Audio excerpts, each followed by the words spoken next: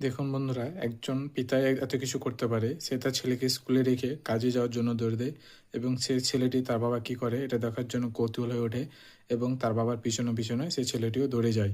তারপরে দেখা যায় তার বাবা একটা এর মধ্যে গিয়ে সে তার জামা পরিবর্তন করে নেয় এবং সে গ্যারেজে কাম করতে ঢুকে যায়। এটা দেখে ছেলেটি খুবই দুঃখ পায় এবং মালিকের কথা শোনায় এবং ছেলেটির বাবা অনেক পরিশ্রম করে হোটেলে কাজ করে। এটা দেখে সে খুব মনে মনে দুঃখিত হয়। এরপরে সে তার পুরনো কথাগুলি মনে করে, যেগুলো তার বাবা তাকে এর আগে সব কিছু শপিং মলে কিনে দিয়েছিল। তো আপনি যদি আপনার বাবাকে ভালোবেসে থাকেন তাহলে লাইক করেন। এবং ছেলেটির বাবা কোর্টের বাইরে কাজ করে। ছেলেটি দূর থেকে দাঁড়িয়ে দেখে নেয়। ছেলেটির বাবা কলা খেতে যায় ও ছেলেটির বাবা কলা খেয়ে জল খেয়ে নেয়। এরপরে ছেলেটিকে স্কুলে নিতে যায়। ছেলেটিকে স্কুলে নিতে যায় এবং ছেলেটি তখন তারপরে কিছুক্ষণ আগে স্কুলে পৌঁছে যায়।